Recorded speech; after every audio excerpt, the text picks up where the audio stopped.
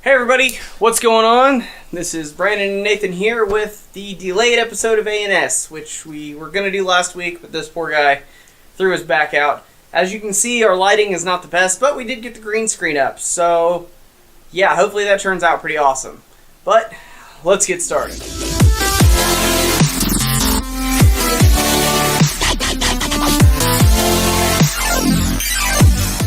And on to our first story is actually something hilarious. Like, I couldn't write funnier material than this. And that is, a man defended himself from his girlfriend's samurai sword attack using martial arts. Well, he says martial arts. Okay, so apparently last week, Alex Lovell of Washington was asleep.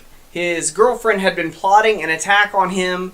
She had went a week earlier and found a samurai sword at a flea market or of some sorts, had it taped to the side of the bed, and decided that she was going to strike down her cheating boyfriend. Now, the reason for this being, the girlfriend, Emily Javier, decided that she found Tinder on her boyfriend's phone and he was cheating.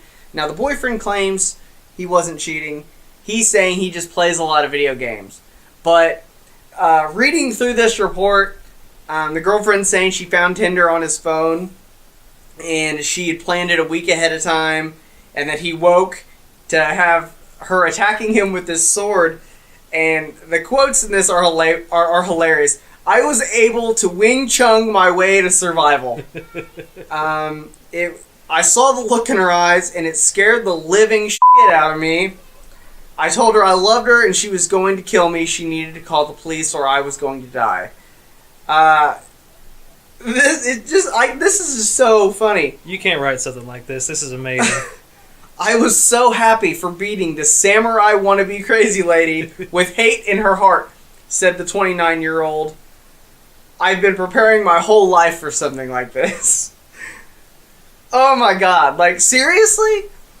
This is a pretty amazing story. This is, I can't believe that, this woman went so far as to tape a samurai sword to the side of her bed for this, which personally I think is a really ironic way to finish this guy off. He spends all of his time watching old samurai movies and playing video games with martial arts and stuff in it.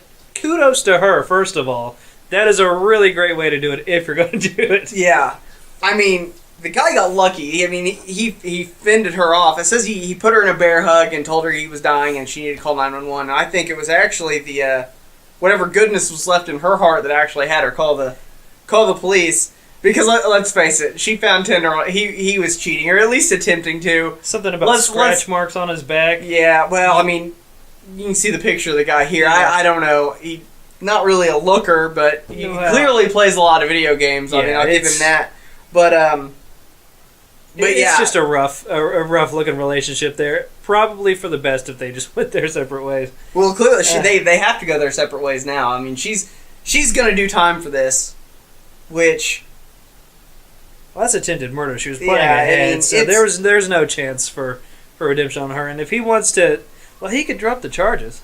No, state would pick charges like that. Is that how that would? Yeah, okay. It's the state. Well, at least I've never been a violent offender, so I'm not sure how this works. Well, I mean, you don't have to be a violent offender. It's just the way the state works in most states is they will pick up charges for anything usually. At least in Indiana, for sure, they definitely do. They'll pick up charges on somebody for anything. They're a little rough sometimes. Yeah, I mean, it might be a little different in Washington, but let's talk about the facts here. This guy was obviously up to no good. Whether he physically was getting intimate with another woman or not. I mean, he says here he was on video games for 12, 13 hours a day. You know, me and you, we're literally playing games. That's our job now. Between testing and working on games ourselves and then doing stuff for the channel. Yeah. And even we don't play games for 12, 13 hours. No, you got to that's excessive. If this guy was cheating, it was probably virtually over a game, I would imagine. Mm-hmm. Probably with another guy, maybe a 12-year-old boy at this point in time. I mean, we really slept with the troll under the bridge. On exactly. We really don't.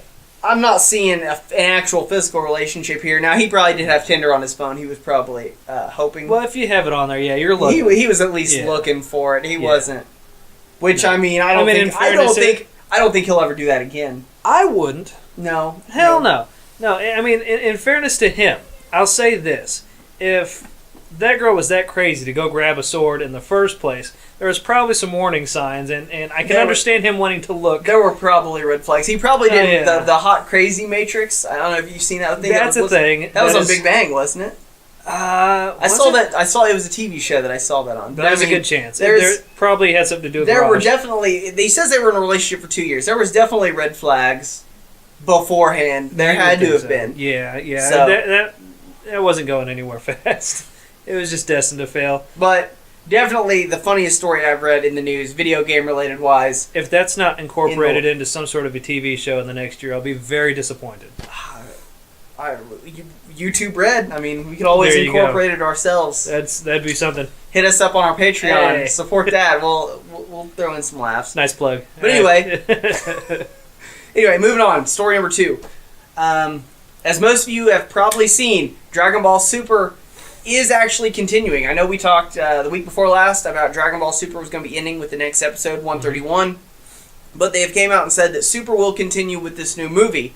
Now, they released a teaser for it last week, and it's brought up a lot of speculation. The poster they released before the teaser actually brought up more speculation for me, because a lot of us have been thinking that there's a good chance that they were going to do a timeline reset. Because, I mean, really, where do you go after you've achieved that kind of power? I mean, essentially, Goku now is stronger than a god. Mm-hmm. He is...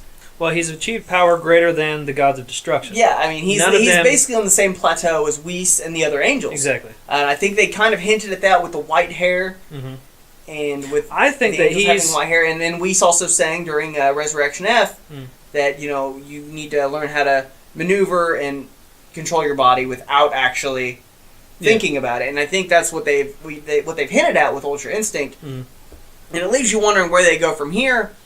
And as some of you, spoiler warning ahead if you haven't seen the recent episode of Dragon Ball Super, Frieza is still very much alive and well as Android 17. Yeah, which was awesome, by the way. Android 17 absolutely MVP for sure. Yes. But I know me and Nathan, we had a discussion before the last episode of ANS that we did, and we had discussed it, and I actually made the thought, I think what's going to happen, and somehow Frieza is going to win this whole thing, and he's going to do...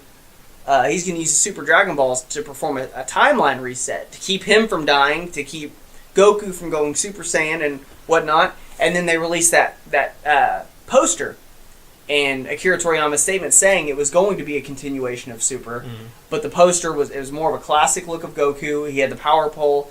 The teaser was released. They did go with a more classic art style. Now I believe I read that some of the artists from Naruto Shippuden was actually doing the art for this movie, which I could actually kind of tell if you look in the trailer when some of Goku's movements actually look more they like look what kind they do of more in the Naruto fluid. show. They do they do.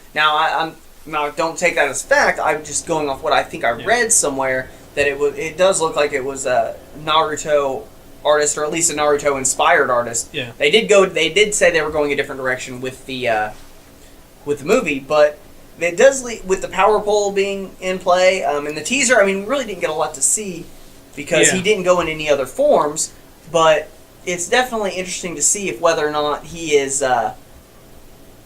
If it is a timeline reset, if it is more of a classic Raditz era Goku. Which I would really like to see, honestly, because I think some of the...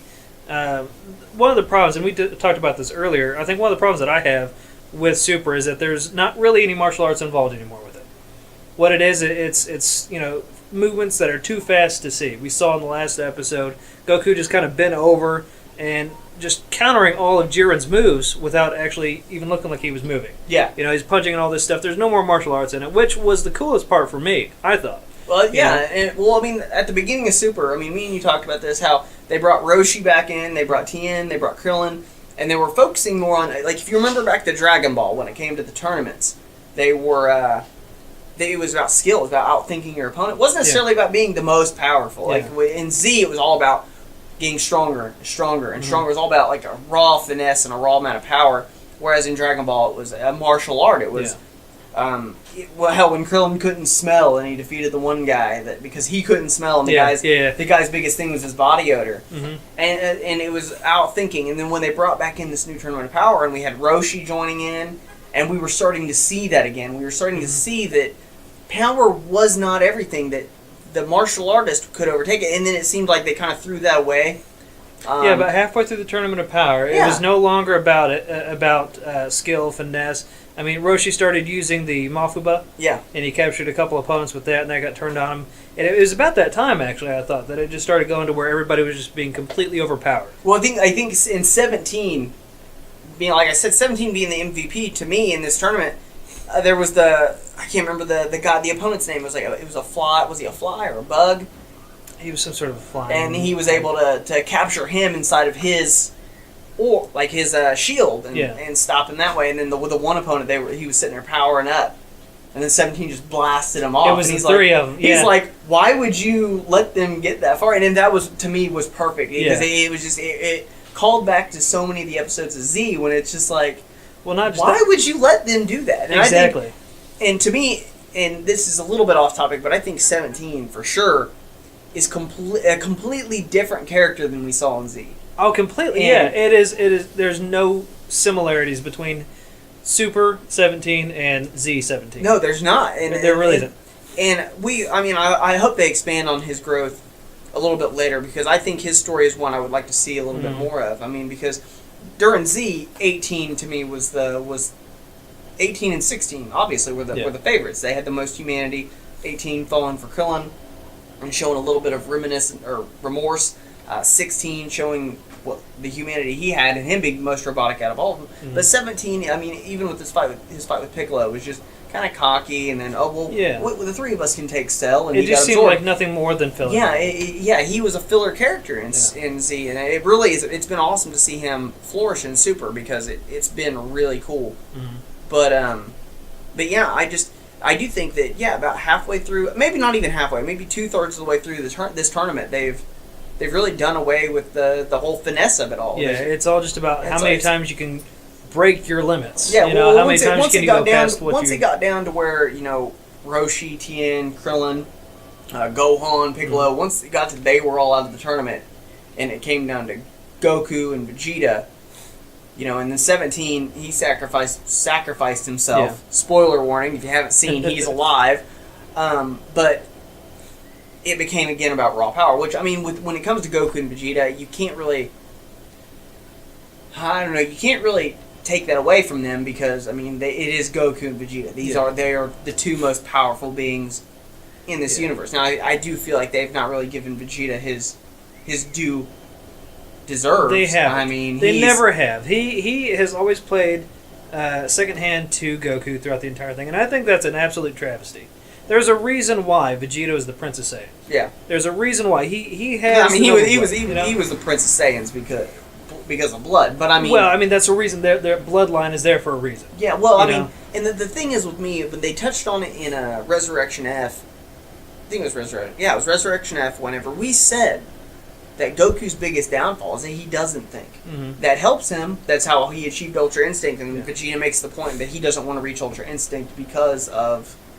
He wants to be in control of his body. He wants to be the one that finishes off I think there is no way that you can legitimately say that Goku is a better martial artist than Vegeta.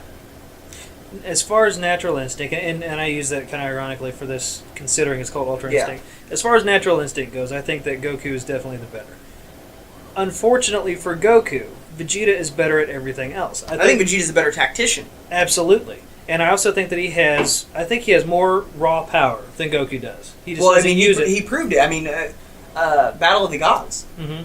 He was Super Saiyan 1. Yeah. And he put a beating down on Beerus. He did. He put up a much better fight than Goku did on Super Saiyan 3. I mean, Goku got given the God power. Yeah. That's when he got given it to him. And Vegeta, if you read the manga, Vegeta earned it. Yeah. He worked hard and he earned it. And that's one thing, that's why Vegeta stands himself up. One thing that I noticed just the other day, I was watching a few videos on YouTube, and there was an old clip from Dragon Ball. And it was when Goku had gone into some other realm. I'm very, very sparse on my Dragon Ball knowledge. But he had gone somewhere, and there was like this shadow creature in a lake. and he was there to drink the like super sacred water or something like that. And what it was is, if you had a power hidden within you, then you would be able to. The water would unleash that power within you. Yeah. And what that was the Uzaru.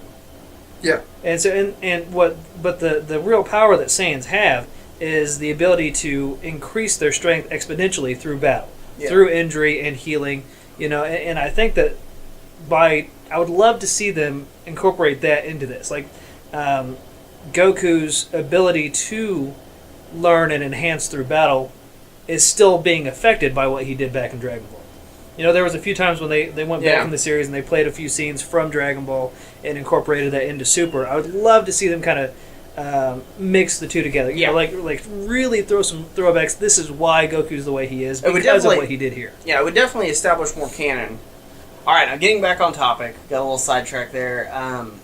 The movie, like we've discussed, it looks more of a classical Goku, which leads me to believe that, like we've discussed before with the Golden Frieza possibly winning the tournament and getting that wish, that he resets the timeline. Now, I think this would be the better way to go, because, I mean, really, where do you go? Where do you go after becoming basically the most powerful being in existence? Yeah, they're top tier. There's nowhere. I don't see where else they could go aside from overthrowing all the gods. Yeah, but I mean, I don't see that happening. Yeah, I mean, it's definitely, it looks with the classic art style, him having the power pole, which he hasn't had in forever. It definitely seems like maybe that is the direction that they're going. Like that would be, yeah. I mean, I don't. That's. It kind of seems like the direction almost everybody's going. I mean, if you look at the Star Trek movies, the Star Trek series and everything, as soon as they went back to the movies, they had nowhere else to go. So that's exactly what they did. They went back, they altered the timeline. So now it's everything happening again, but just in a different way.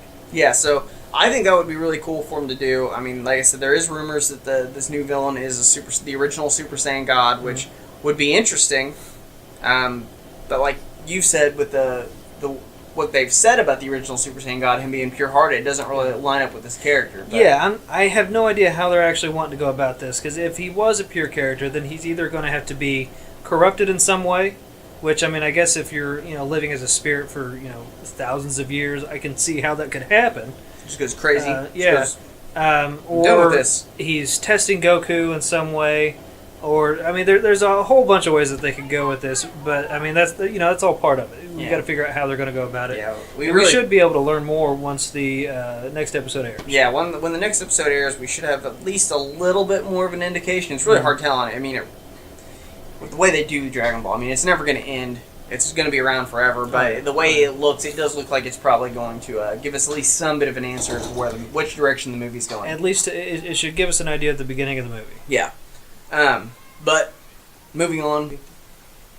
Okay, and on to the next topic, which would be Sea of Thieves released this last week. And I haven't been able to play it, but you were able to on release day. And there's a few ups and downs, and I think they're pretty substantial, really. Yeah, there's definitely some ups and downs. Me and Nathan have been able to play over the last year on the alpha and the beta. We were under an NDA during the alpha. I remember mentioning back in one of my earlier videos that I was working on, I was doing some testing for a game. I was under NDA, and I couldn't wait to finally discuss it. Now's that day. Well, not right now, but that was the game that I was testing at the time that I couldn't discuss. So I've been playing it off and on for like the last year, and Nathan's played with me, and we were both pumped for the release. It's definitely for a very specific person. It's not geared for everybody. Is not going to like this game, and it's gotten some pretty bad press just since release date. I mean, with the server issues, they had server issues the first day, and which, I mean, that's to be expected. It's a big multiplayer game. Server issues happen. So they had some big server issues, got negative press on that. I had a lot of people say, because there's no exact end goal, they don't like it. Which, me personally, I can kind of agree with. I like having a real end goal. Now, in there, you can gain titles, you can get up to a certain tier, the quests and stuff get harder.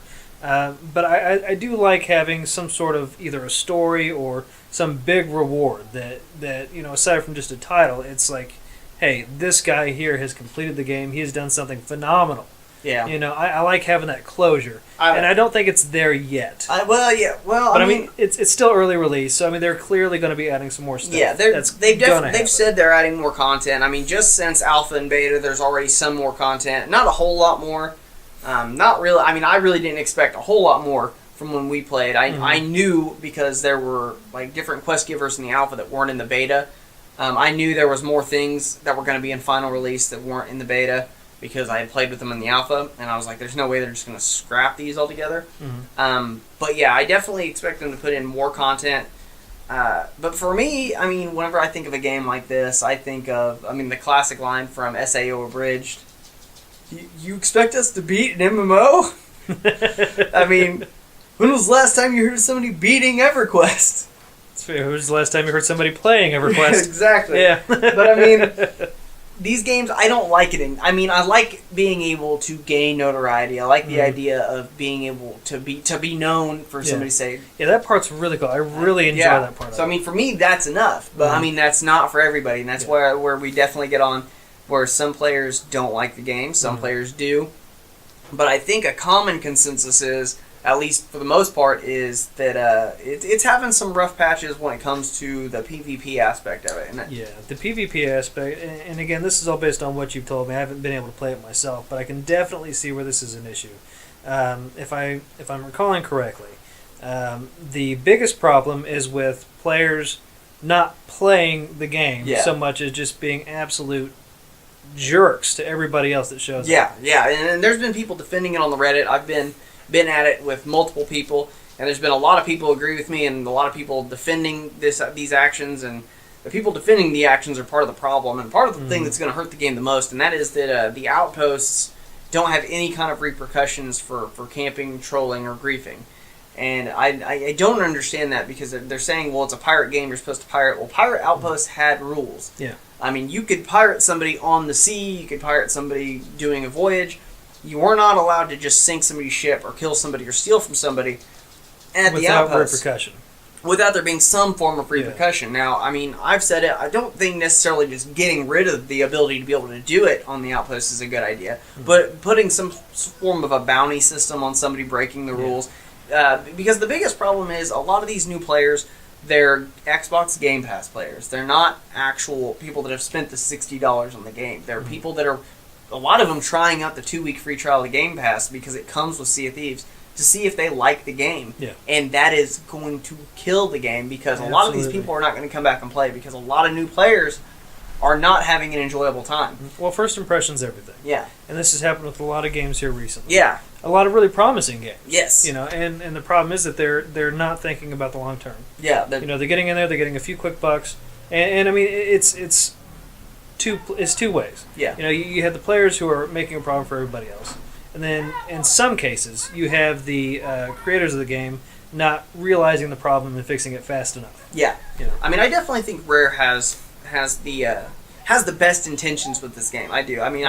They've been very vocal with community. They've communicated during the alpha, responsive. The beta. They've been very responsive. Yeah. They've been keeping players up to date, and I really do think they've got their heart in the right place, and they've got a good goal for this game. And I like the game. I think it's a great game. I'm having a lot of fun playing it. I thoroughly enjoyed it, and there's plenty of content. Just to touch on that earlier, there's plenty of content in it for me to be able to play it for a long time right now. Yeah, it's definitely plenty of stuff in there. It's definitely got a lot to do, and it's a fun experience.